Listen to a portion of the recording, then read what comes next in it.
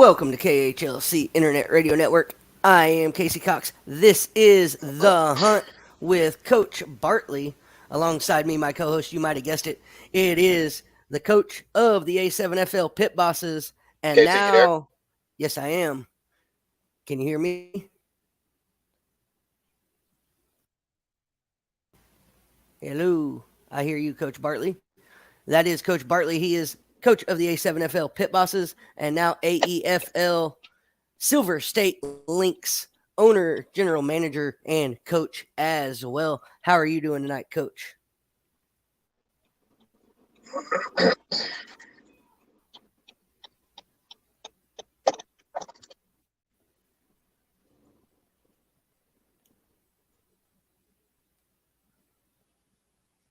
All right, Coach, having a little bit of a difficulty, I think, there. Can you hear me now, Coach?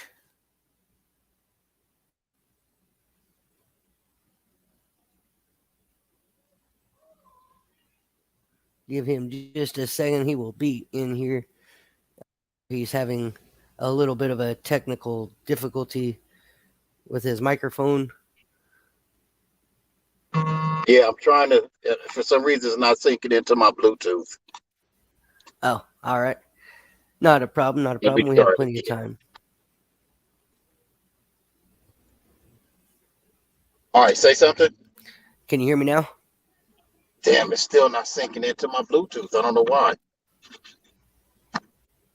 That is crazy.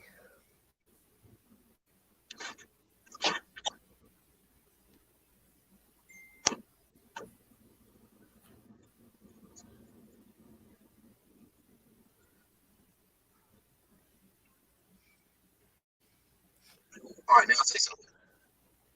All right. Can you hear me now, Coach? Can you hear me now? All right, say okay. Now I got it. Now you got it. There it is. All right. Like I was saying, and he fell off as soon as he connected. So let's let him connect back. But he is Coach Anthony Bartley, the head coach of the Pit Bosses of the A7FL and the AEFL's newest team, I guess you could say, the Silver State Lynx.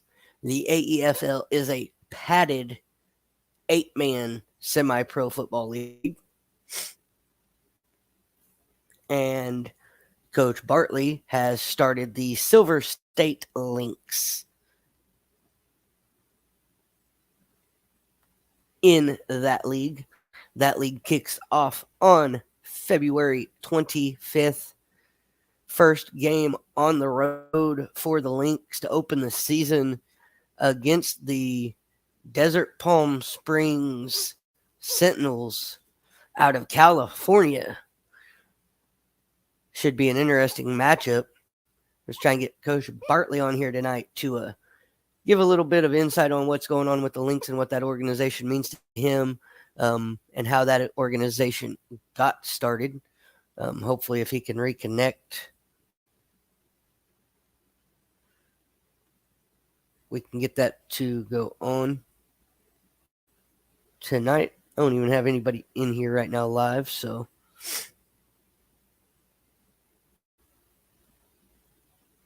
there he is. Now he's back. Adding back to the stream. Right. There he is. All right. Good. Can you hear me now? I can hear you loud and clear.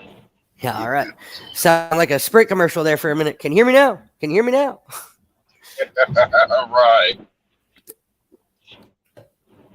But this is my co-host and guest at this time, Coach Anthony Bartley. Like I said, he coaches the A7FL's Pit Bosses, who came out victorious today, dominated their game to secure their spot in the A7FL playoffs. He is also the owner, general manager, coach of the Silver State Lynx, which is in the AEFL. That is an 8-man padded football semi-pro league. I believe it's the first season of the league, is it not, Coach? No, actually, the league is on year 2 now, where this will be our first season into the league. Absolutely. Silver State Lynx, first year in the league. Go ahead and tell us a little bit about how you got that program started and what that program means to you and what it's about. Well, originally, the team was based out of Los Angeles, California. It was called the Los Angeles Lynx. We played in the National Indoor Football League. I originally started with that league as the regional vice president, but I assumed the roles of the general manager and head coach for the Los Angeles Lynx. And when that league dismantled, I took on the naming rights to the Lynx. I had already revamped the logo, and from that point on, the name was mine. So moving forward, I had actually took the Lynx into women's professional football, and instead of going under Los Angeles, I went under the California Lynx. Same logo, just changed the name slightly. And we had a pretty good season. We finished the season 5-3 in our first year, but then I decided to leave women's football, and I stepped away because I went to focus back on semi-pro ball. I was doing that for a minute, and then I got back into arena football.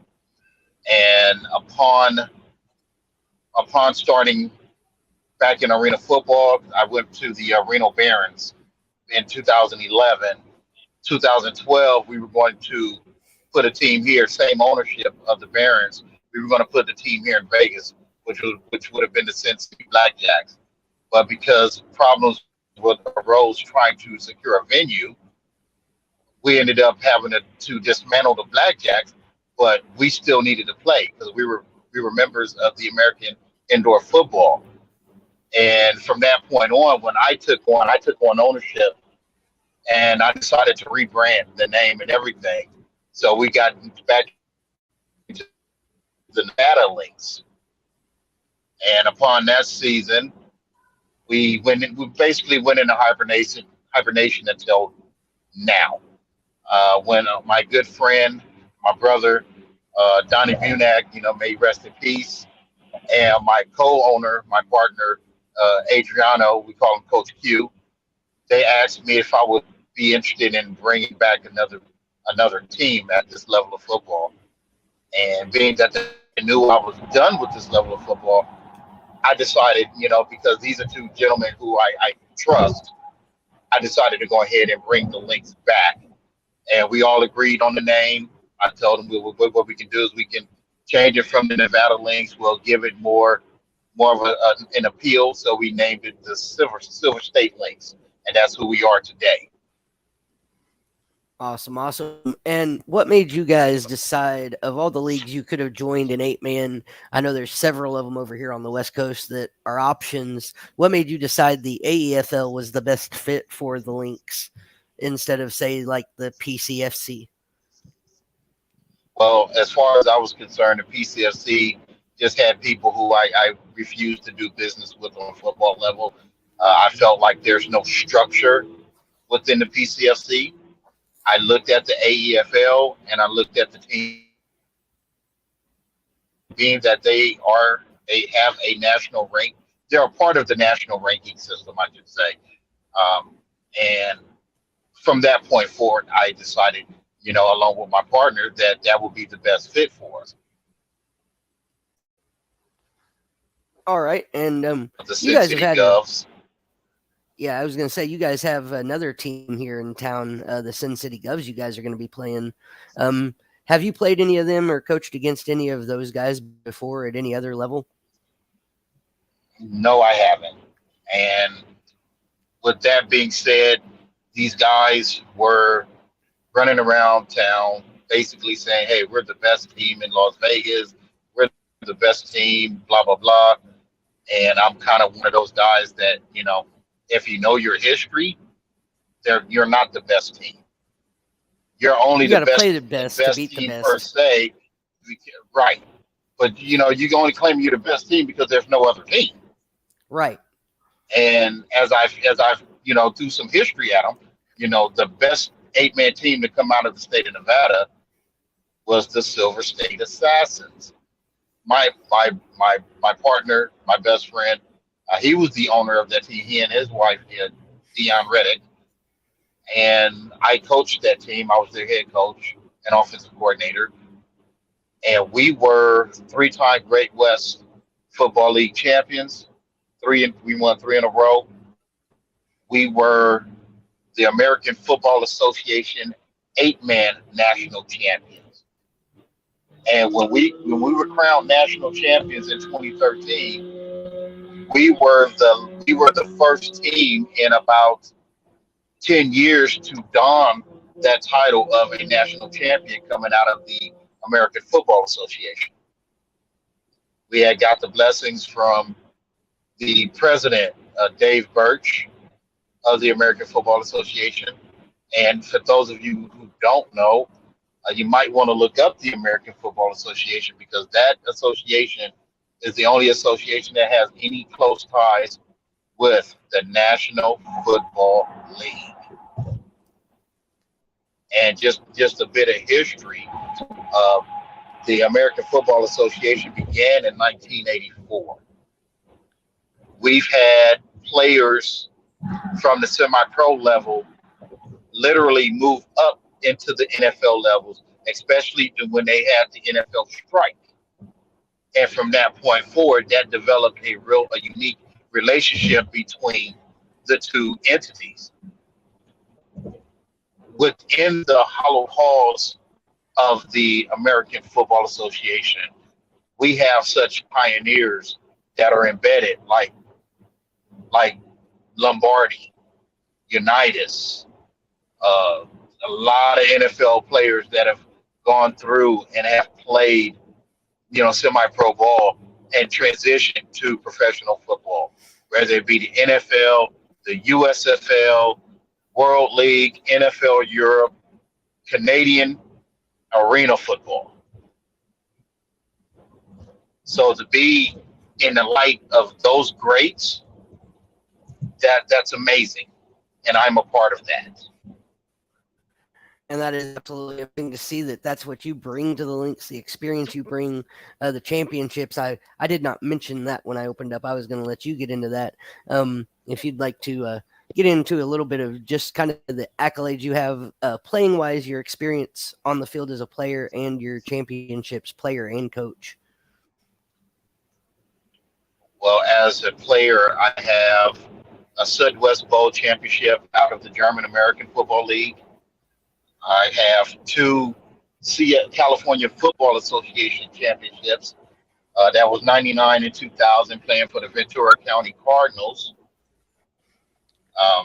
Let's see, actually got my first coaching championship in 2002, coaching women's professional football in the American Women's Football League with the Long Beach Aftershock. And from there, it just kind of transitioned. I got back into men's. I won the 3 Great West Football League championships. I have the AFA National Championship, and I have a Super 8 championship as well. I have 3 Hall of Fame inductions, AFA, the American Football News Today, and the Minor League Football Report Hall of Fame. I've won several championships in various, bowl games. And like you said, 13 rings. That's 13. 13, yes. Okay. Thought I heard that right. I just wanted to make sure everybody in the back could hear that. Because it's not very often you come across a coach in any level of football that's got 13 rings, let alone a coach of your caliber who's already coaching, like I mentioned in the opening, the A7FL Pit Bosses. Now you've got the Silver State Lynx. You've also got kind of a college level program as well that you're going to be starting in probably the next year, I think is when it kicks off. Is that right? Yeah, we're still in the developing stages because I'm the general manager for that program. I probably won't be doing any coaching for them, except, maybe at the practices to kind of help, coordinate and what have you, because I'm a strategist, I'm a technician. So the whole idea with that program, basically, it's a postgraduate program. Kids who are not getting the looks coming out of high school, our goal is to help cultivate and put them in a better light so they can get looks from colleges. With the transfer portal now being in effect, Yeah, that totally changes things when they put the transfer portal into effect, and then I heard that you're doing this as well. I was like, oh my, I can just imagine where your brain is at, picking guys from that transfer portal who want to grad transfer because they're tired of being where they're at and they want to try something different, and they don't have to worry about using college eligibility to do so.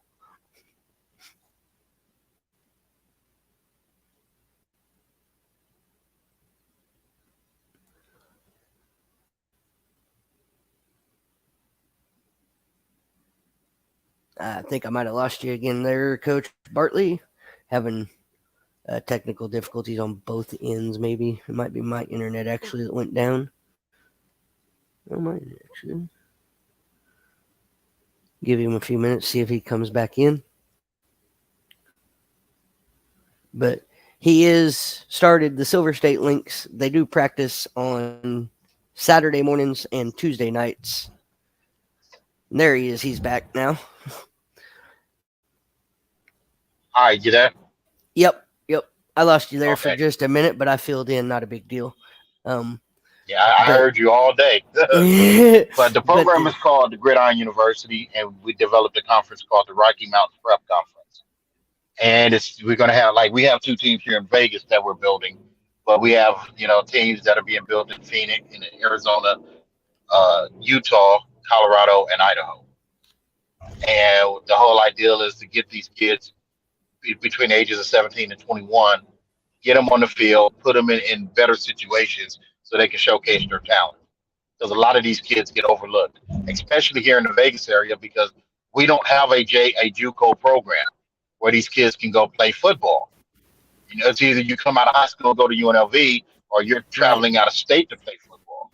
So for this program here, it's the perfect fit. So my program is called the Las Vegas Warriors. Our other Vegas program is called the Las Vegas Land Sharks. Nice. So there's going to be 2 programs. But it's a very unique program. 2 programs here in Vegas. Like I said, very unique setup. I think it's very much needed. Same type of deal is happening down in South Carolina, but it's not the owner. I know the owner of that program very well. Instead of him, they have a conference like we have. He just built 1 team, and they play independently against a lot of the JUCOs down south, and it gives these kids more exposure. So it's not a new concept, but it's a new concept for us because we're doing it on a larger scale.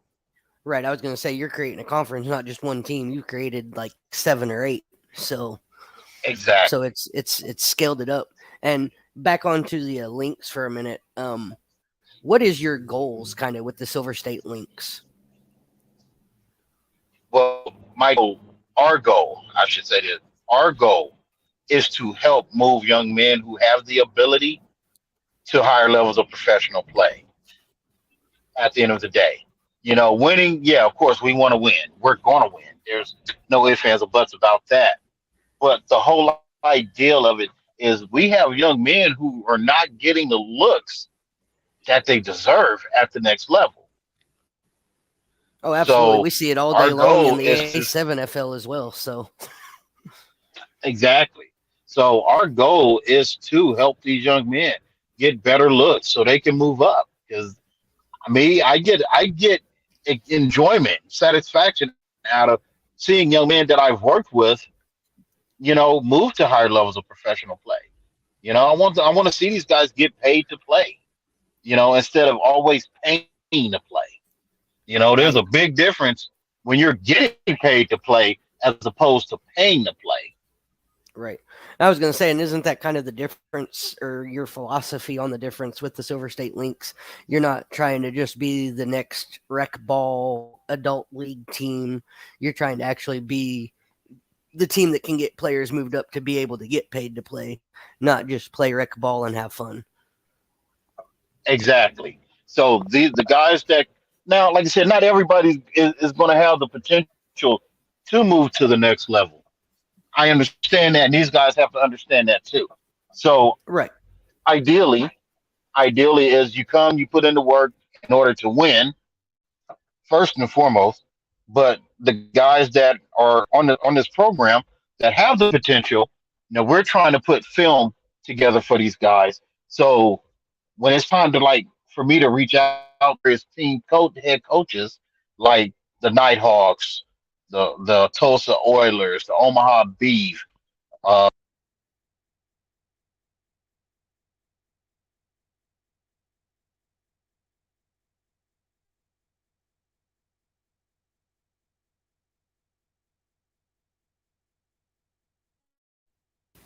Whoop. And his audio cuts out again. That's all right. you there? Yeah, I'm here. Okay. So yeah, we're actually providing these guys the means necessary to help them build a solid resume and move up. Right, absolutely. And with that, I'm also. I mean, I'll go ahead and announce to everybody too. The first game of the Lynx is the 25th of February against the. Aren't they the defending champions of the league? Yes, the Desert Sentinels, they are the defending champs, and we're looking to get out there and hand them their a serious L. Make them seriously doubt whether they're going to be the champions this year or not. Right, and the guys know with me coming in, bringing this program in, myself and Coach Q, they already know that I'm not messing around. Right, you've brought in a lot of players already that have played for you before in the past to this team, have you not?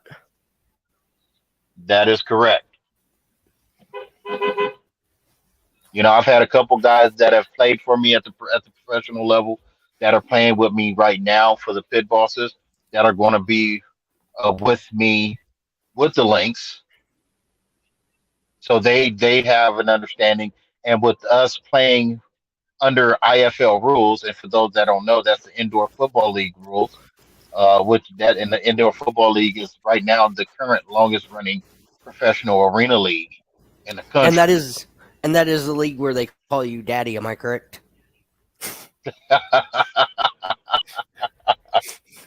I wish, but at the end of the day, it's all about trying to move these guys up and get them that opportunity to play at that level. Right, but you dominate. You clearly dominate in the arena football style of play and the style of game. I've seen that alone in the pit bosses and the style of play you bring to them. So I had to throw that joke in there. Yeah, like I said, arena has been my world. Even though I have aspirations of coaching college football right now, but I've always known arena is what got me my professional start coaching.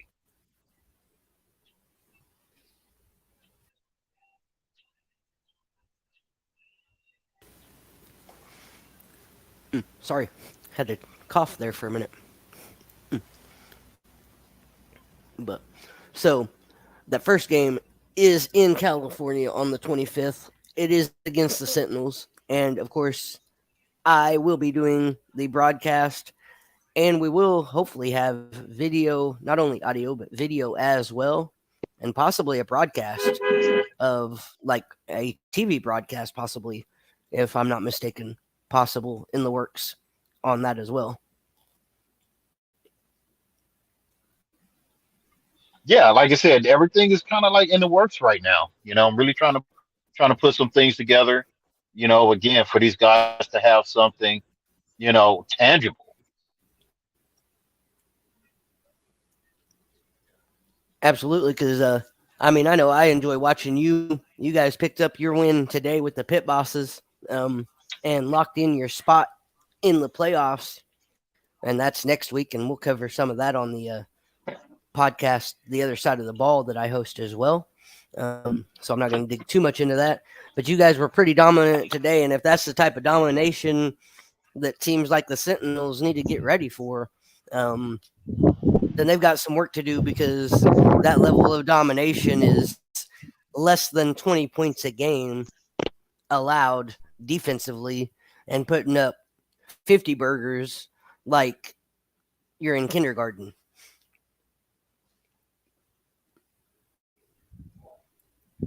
Well, the biggest thing is, again, I've been familiarized with the arena game for years. These guys are still learning the game. So what I bring to this level of football is experience. So when they get a dose of reality, when they see this offense coming, this high power that's used to putting 50 and 60 points a game, it'd be a culture shock for them.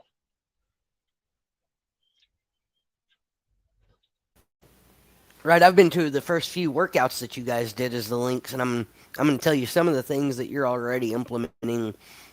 If the defense gets it right, I don't see why your defense isn't putting up 30 to 40 points a game by itself. Well, like I said, my defense is really designed to just slow them down, to stop them. I really want my offense to put points on the board, but it's always a bonus when the defense scores.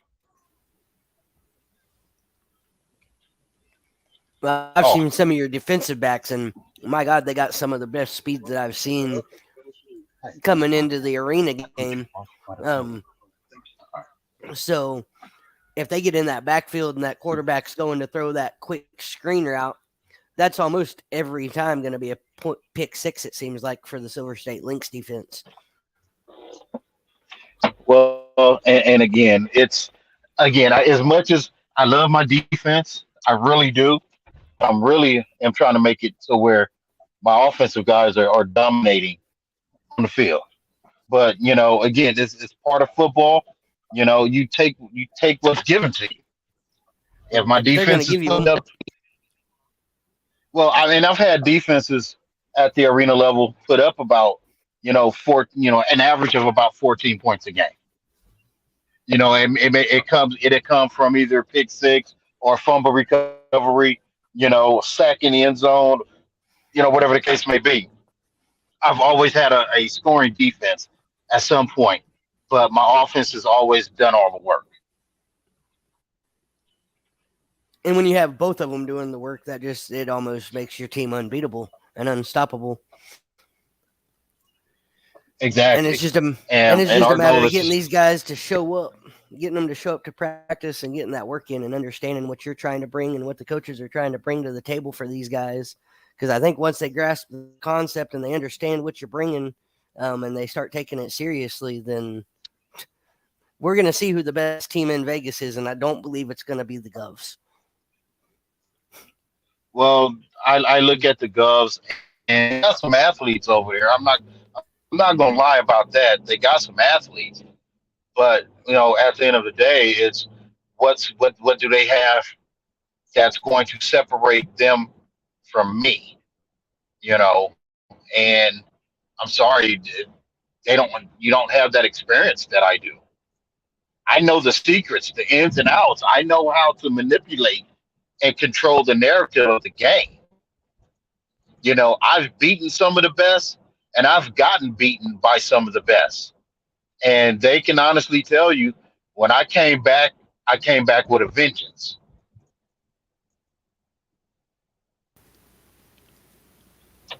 And again, and this was, me, I had to take my bumps and bruises, when I first started learning the indoor game. Believe me, I took a lot of bumps and bruises.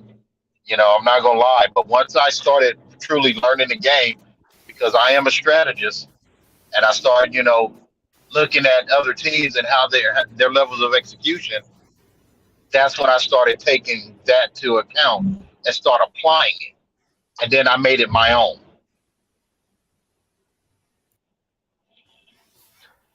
Absolutely. And something that I've noticed, something I wanted to kind of touch on real quick, is you're not just getting players that you've known that have played for you in the past. You got so many pipelines that I've realized, like, you're starting to bring in players from all over.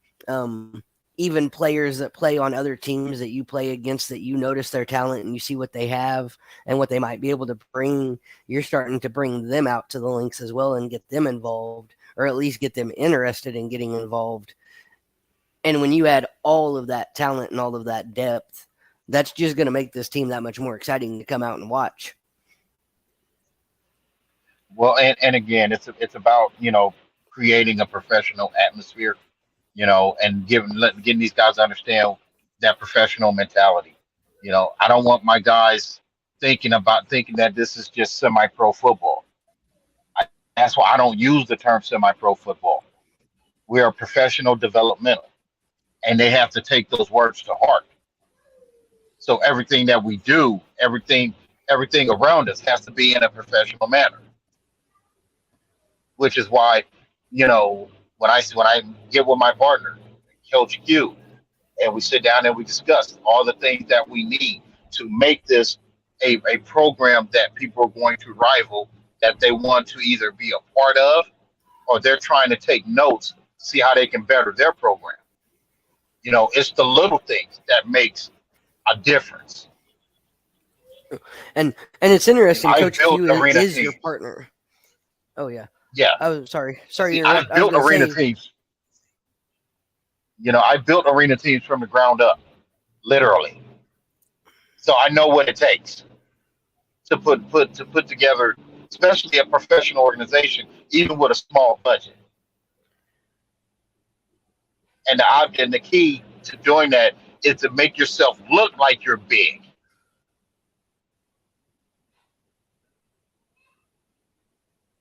Once you get to that point, now you can start, really going out there and putting things together. Like I said, people don't have to know what type of budget you have. You just gotta give people the impression. So when people start to see that they're like, man, you're doing things. How can we get part of it? Absolutely. And I was going to say, it is interesting, at least to me, that Coach Q is your partner on this deal, because he not only coaches in the A7FL as well, but he had a little bit of time, if not a lot of time, coaching with the Govs, if I'm not mistaken. Real football, that means you're going to be putting in a lot of work, and a lot of time is going to be put into it in order for us to get to where we want to be. And that's national champions and guys moving to the next level.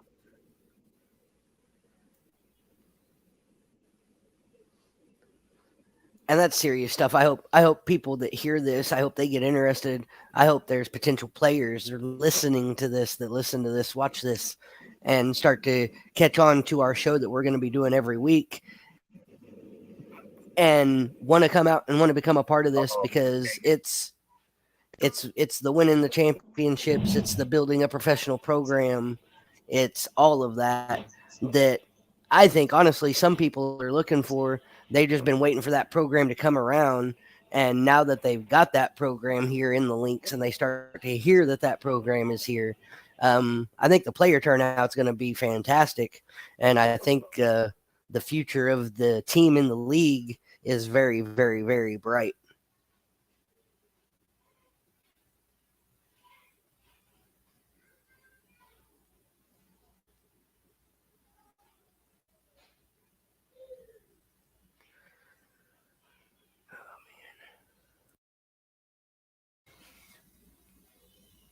But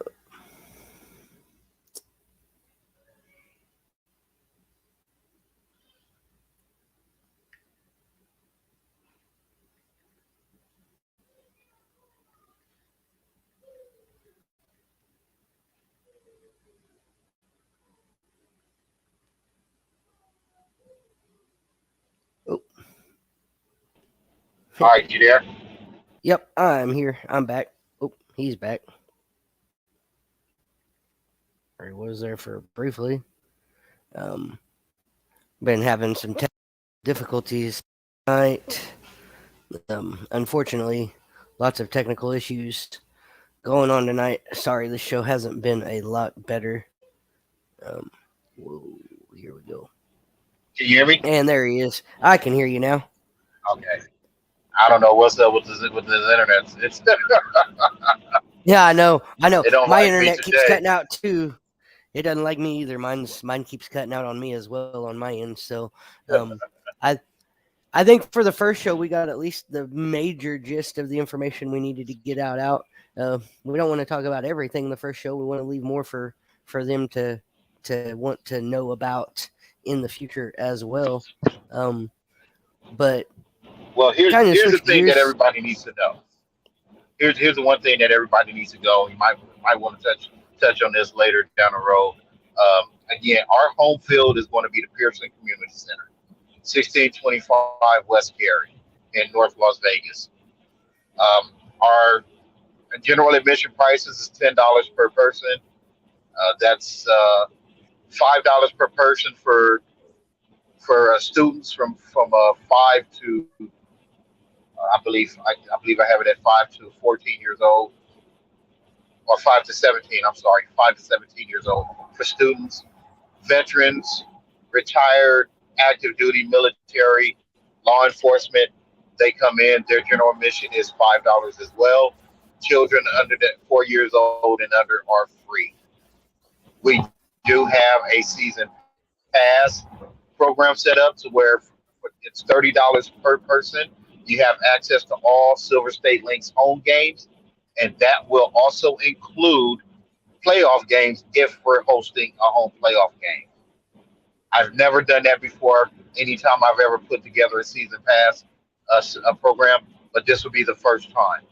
So when we are hosting that home playoff game, everybody who has a season pass will have access.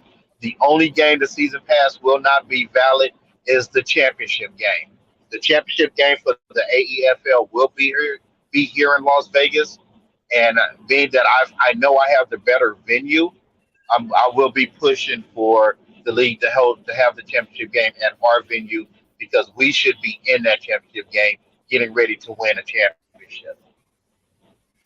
Wouldn't that be something? First year in the league and host the league championship game and win it at home.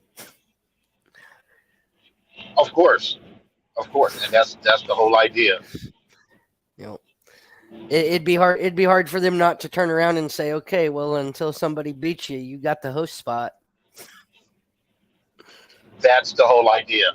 At the end of the day, Because I haven't seen any of the fields that anybody else is playing on, but by my understanding, at least for some of the leagues around here, a lot of these teams are playing literally in public parks. They don't even have like chalk for the field, and they're using cones and crap. So it'll be interesting to see what kind of setup these other teams have as we travel on the road. Is it 3 games on the road and 3 games at home? that's correct. Okay. Like I said, we Just wanted to make open sure up I on had the that. road, and then we open up on the road on the 25th of February. Then the next 3 Saturdays we are at home, and then our final 2 games are on the road. But technically, one of those road games is still be here in Vegas because it's going to be against our rival, the Sin City Govs. Yeah. So we're Yeah. just going I to was gonna take say, over yeah. that field and make it our home. Yeah. Yep. Make the Sin City Govs your bitches at their home territory. Exactly. Because Exactly. you do get to in this league, because there are only 4 teams in it. You guys basically, you and the Govs get to play each other. Every team gets to play each other twice, pretty much. Right. Well, prior to us being at 4 teams, we were at 6 teams, and everybody was going to do a home and away. So regardless of the fact it was going to be a home and away, the first team that dropped was the High Desert 29ers. Don't, for whatever reason why they dropped, we're not quite sure. I do know that the owner of that team he's trying to start his own league, some goal line football league is what they call it. It's 5-man, which it's absurd, unheard of. I've never thought I'd see 5-man football.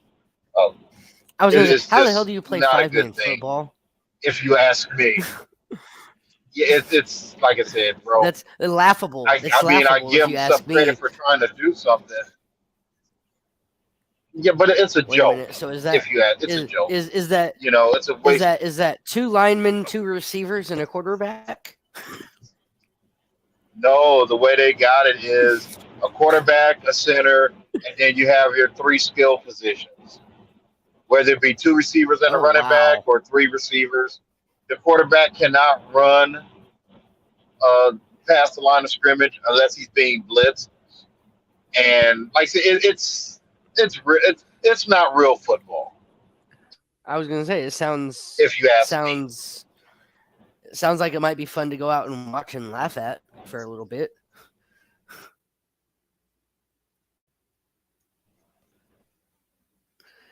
Wow. Okay, so there is Then you a have them 5-man not quite football league. understanding, and I'm not quite sure why they left, other than they left to join the PCFC. And And who again, is that? quite frankly, the 760 Bullies. They left and joined the That's PCFC. so basically they And left again, for a less challenging league. a less challenging league, a league with no real structure. It's just in a lot of, in my eyes, a lot of shady people. People are, again, that I would not do business with on the football field whatsoever. Right, there's a few of those around here, that's for sure. It is. It is. And that's part of the reason why Coach Q and I have joined forces, because, you know, you're dealing with, you know, shady people. They talk a good game. They, you know, and they'll promise you the world and they'll hand you a bag of shit. Right. Then that's what I was trying to say earlier. Is it's actually kind of interesting to me that Coach Q has come on board and is your partner in this, because the first time I ever heard of Coach Q, I think it was a Facebook post for the Sin City Govs, because he was a part of that team, coached for that Right. team or something, I believe. And then Right. next time I heard about him, Derek's telling me that he's going to be the coach of the Sin City Snake Eyes in the A7FL before, God rest his soul, before Donnie Bunak passed away. At which point Coach Q then took over the Insomniacs. But it's interesting to see that he has come on and is your partner in this, seeing that he's also has ties previously to the Govs. That just kind of shows you he told me personally he got tired of the Govs and the crap going on over there, and the way they handle business, and so he had to get away from it. So to see him as a part of this, I just got to tell people that this isn't a bullshit team, a bullshit program. This is a program that's going to be serious. Right. And that's the way it has to be. Everybody has to take us seriously. You know, a lot of time, money, and energy is being invested in this program, and this is a business for us. This is a business, and I have to treat it as such. The players have to treat it as such. The administrative team, they have to treat it as such. And part of our administrative team is none other than the A7FL Nevada division owner, co-owner of the Los Angeles division now, Derek Duncan, and Kelly Hurst, who's my vice president of football operations. So there's a lot of intertwining going on between the A7FL and the AEFL, that's for sure. And again, the whole idea is to bring the two worlds together so we can bring respectability back to football here in Las Vegas.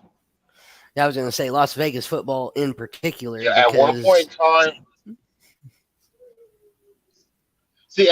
time, you know, football was respected here in Vegas, and then when people started becoming shady and doing, you know, outlandish things, it took away from that high level of integrity. And I didn't want to be a part of anything like that. So when I became part of the Silver State Assassins with my partners Barry and his wife Dion Reddick, we started bringing back respectability to Vegas football. You had the Trojans out there, then there was the Saints, and then you had the Royals, and like I said, a lot of these teams, it was met with a lot of controversy. The Vegas Kings, a lot of controversy. So when we had the Assassins, when I tell you, I had people moving from other parts of the country to come play for me. That is no lie. I had player move in from Hawaii. I had two come out of Baltimore, Maryland, Phoenix, Arizona, LA, California. Guys who were serious about trying to make it to the next level. So they made the ultimate sacrifice, picked up and moved here to Vegas to play for me. A couple of them have made it to the next level. A couple of them didn't, but because of the fact that they experienced what it was like to win and be a part of an organization that actually cared about their players, they just pretty much made Vegas their home. Well, that's good to hear. And not to mention, I did have a guy move. I did have a guy come in from Cincinnati, Ohio, too. That was one other guy. So. And that played for the Cincinnati Bengals. Oh, really? Oh, I had some athletes. Believe me when I tell you. Well, I'm seeing. I was getting ready to say. I have a feeling we're about to start seeing a lot of that same stuff happen within the Lynx organization. Especially give it a season and let these people see what you're putting together, because yours truly doing the broadcast along with the help of Flash Media Sports, which is my business partner, and the things that we're going to be doing to help the Lynx out with the broadcast, the video, throwing together promo footages and things like that. I don't doubt for a minute that we're going to start having players come from all over the country wanting to play for Coach Bartley and the Silver State Lynx because of what they're doing. That's our goal, to be honest with you. That is our goal. As I sit down with my partner, Coach Q, and we look at what we have, and we pretty much have set that as our primary goal. We want people to want to do whatever it takes to come play for us. I can't stress it enough. Right, and it doesn't take much. You put a good team together, and you start winning games, and people start seeing the chemistry you have, the type of coaching that you yourself bring, the type of coaching that Coach Q brings as well, the type of leadership that the Lynx has, from the broadcast level all the way up to the management level. It's going to be bar none to the other teams in the league, in this league and in other leagues around. And when they sit down and think about it, it should be a no-brainer that they'll want to come and play for a team like the Lynx instead of going and playing for some team in a not as well-developed league.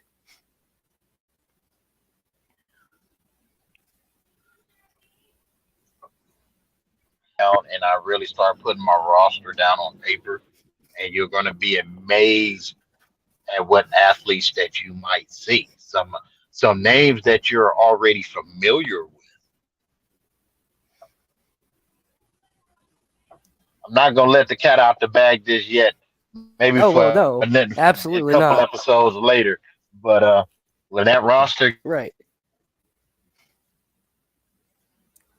gets officially released and you see those names.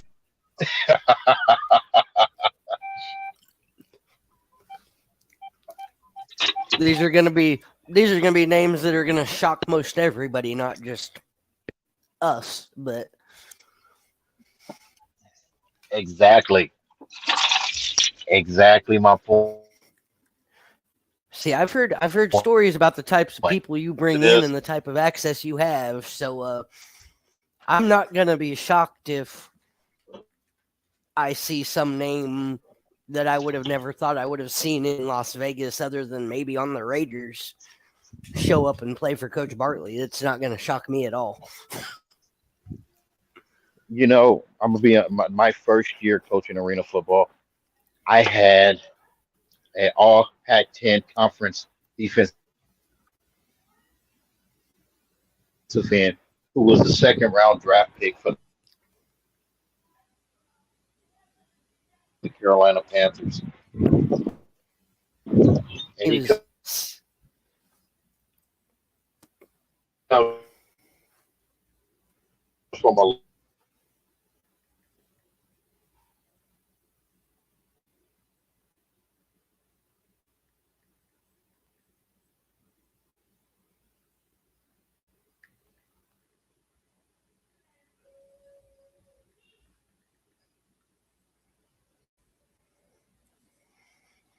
I built the Reno Express.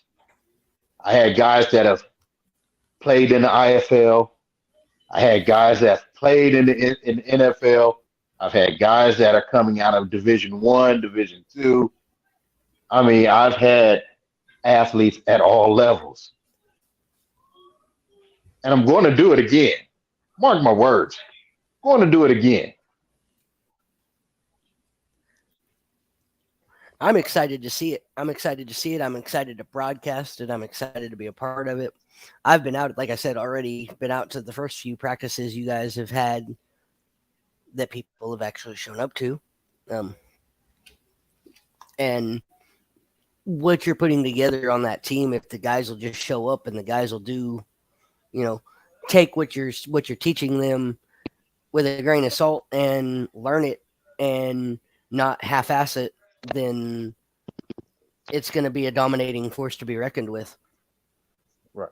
The hardest thing when you're dealing with players at this level is the fact that everybody has a livelihood that they have to maintain.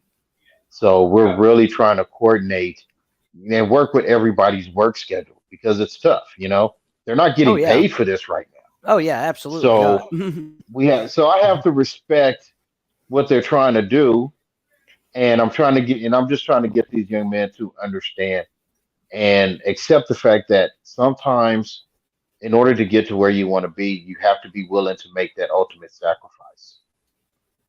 Right, exactly. Now, Yeah. I don't want anybody to make that sacrifice that's going to have a drastic impact on their livelihood, but I want them to be able to make that sacrifice to where they can adjust, they can come out, they can get this work in, they can learn the system. Because as I've mentioned to everybody, my offensive program is very complicated. So it's more so the mental as opposed to the physical aspect of it. Yeah, you want to talk about a confusing offense. You've got planes flying over planes and trains under trains and cars on top of trucks and trucks under cars, and my God, you got all kinds of shit going on. It's a lot. It's a lot to take in. So just imagine what I deal with when I have guys reporting to camp, and by a lot of the league rules, you're not supposed to have contact with the players until 2 weeks prior to your first game. So my program, these guys have had really had to crash course, study sessions within 2 weeks. This league gives you 5 at least. So, like I said, we got time, but I don't want my guys to feel pressured. I want them to be comfortable when they learn the system. Because once they learn the system, again, it's unstoppable. I was going to say, once they learn the system, then it's just up to them for their talents to do the job. Exactly. I say it can be done. No doubt about it. It can definitely be done. But like I said, it's just a matter of, Who's going to be wanting to put in the work to get it done. That is another interesting aspect. You're used to only being able to implement your offense and your defense in a 2-week time frame. This league has given you 5 weeks to implement that same system.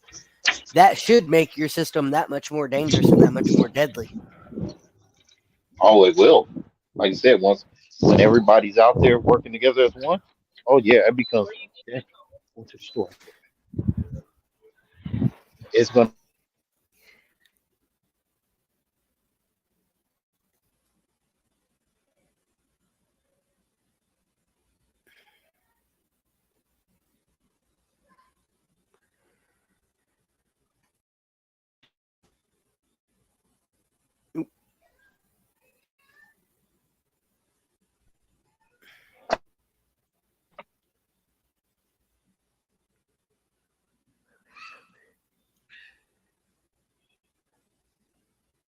Sorry about that. I was having technical difficulties there. I don't know if I lost Bartley, Bartley lost me, or we lost each other there, but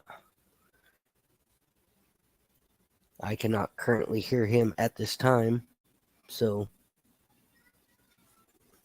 but yep. We have covered a lot of information in this first show. There's been a lot of technical difficulties as well. I am sorry about that. I apologize. Coach Bartley, hi. I think for this show, I think we're going to go ahead and wrap it up with all the technical difficulties that we've been having, both of us on both of our ends. Internet does not like us tonight. Evidently, the internet didn't like the fact that the 49ers beat the Cowboys.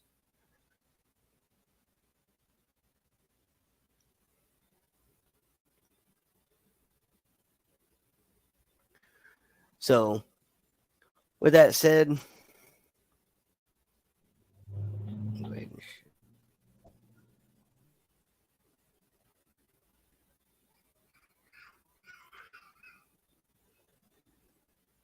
KC.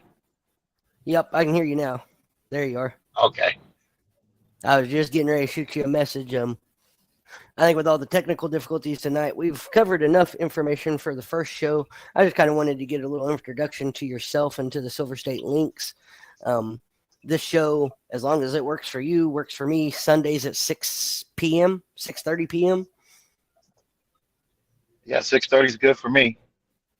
Other than if there's a 49ers football game or something like that going on, and then we might have to push it back a little bit. But, I think the internet hates the fact that the 49ers beat the Cowboys tonight, damn it. Bang, bang, Niner. It was a good game, and it was well fought. It sucks on my end because I'm a Cowboys fan, and we always get let down, but I'll say this, at least we made it out of the wild card round this year. Well, a football connoisseur, I knew it was going to be a close game. I knew it wasn't going to be a blowout. Dallas does have a fairly good defense, but it's just ours is better. The offense yet. We have the weapons on offense, so you really couldn't key on just one or two. You have to really account for all the weapons that we have. And it was just a matter of, Kyle Shanahan keeping the game within Brock Purdy's limitations to where he could still be an effective quarterback and not have to worry about forcing things. Now, granted, he may not have thrown a touchdown this game, but he's thrown some excellent passes to the right people that made a difference. Right, absolutely. I said it when Brock Purdy stepped in 7 weeks ago at quarterback. I said I do a show on Mondays or on Thursdays with my buddy out of Oklahoma who likes to talk NFL football and college football. And he said, "What do you think about this Brock Purdy stepping in for Garoppolo?" And I'm like, he's going to replace Jimmy G. Like, they're not even going to be worried about Jimmy G after this cat steps in and is the quarterback, because Brock Purdy has that IQ for football. And it's shown since day one he stepped on the field for the 49ers. Right. He's done nothing but be fantastic. But it's all got to do as well with, like you said, Shanahan keeping it under control and keeping it where he can be a good quarterback.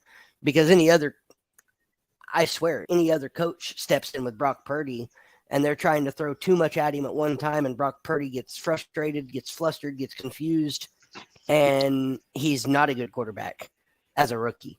I think Kyle Shanahan has Kyle Shanahan by all means has the right mentality to coach that style of quarterback. He's feeding him little bits and pieces of the offense at a time, not going, here's the playbook, learn it in 7 days. You've got to be able to run every play for the playoffs. And that's the biggest key, you know, when you got to build your offense around the type of athletes that you have. You know, every quarterback has a system. I mean, coach has a system, but your system has to be interchangeable with interchangeable parts. That's what makes the difference. And right now, the Niners have interchangeable parts, and he's integrating that system accordingly, which is why, again, the Niners are on that 12-game winning streak, and it's going to continue on all the way through once we win the Super Bowl. Oh, I was just getting ready to say, after seeing tonight and the way they performed under adversity, not playing their best game, but still playing a damn good game, I don't see anybody can beat them in the Super. I think they go to the Super Bowl, and at this point, honestly, I would say it's probably going to be Bengals versus 49ers, because I don't think the Chiefs and Patrick Mahomes' bum ankle is going to be able to do anything in the AFC playoff game, in the AFC Championship against the Bengals. It'd be a rematch of the Niners-Bengals in a Super Bowl. Yes, for some time ago. That is right. Back in the early 80s. That is correct.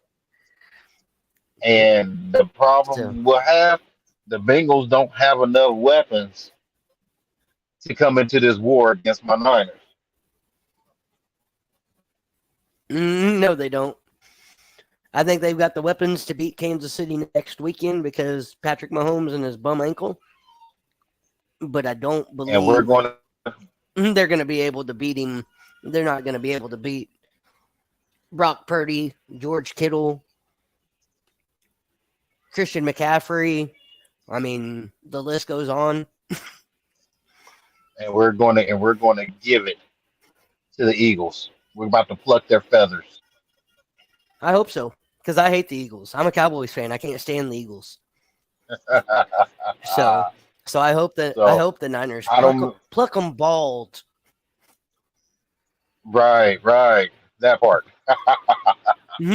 But I do have to cut us short, unfortunately, because I have to get a couple things and get ready for this trip, because I am taking my wife to Hawaii for her birthday. Well, so we're flying out first thing in the morning. Well, happy birthday! And I will. You guys have a wonderful trip. Thank you. You guys have a wonderful trip, and I will talk to you sometime this week. Sure. Definitely. Until next time, you guys stay tuned. This is The Hunt.